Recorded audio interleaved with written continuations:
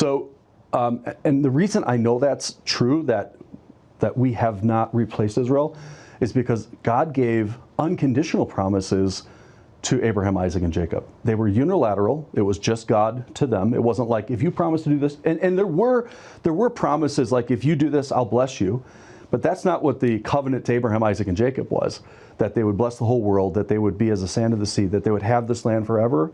So it was like a God unilaterally, unconditionally, and eternally giving them a promise of this land. So that's where, if God has promised me eternal life, and I have believed in him, and I've trusted in him, and I know that he keeps his promise to me for that, and he'll never leave me or forsake me, and all of those promises that we have, then his promise to Abraham, Isaac, and Jacob and their descendants is also as sure. And so that's where we feel replacement theology or supersessionism is incorrect, but that God has a plan in the future for the Jewish nation. And like, you know, look at this nation. It shouldn't be here. Never in the history of the world has a nation been dispersed and they usually assimilate into the other cultures. Not Israel. They came back just as promised. And I think once you come to Israel, you say, wow, this is a miracle that they're here against all odds, against all these attacks.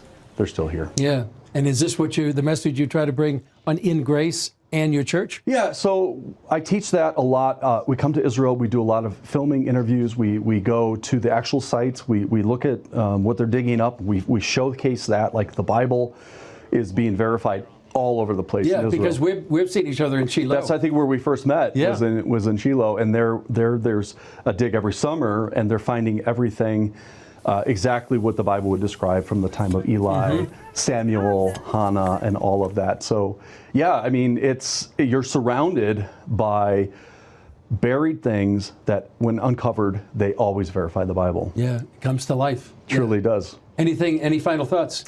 You know, Chris, just I think the blessing of God in Genesis 12:3.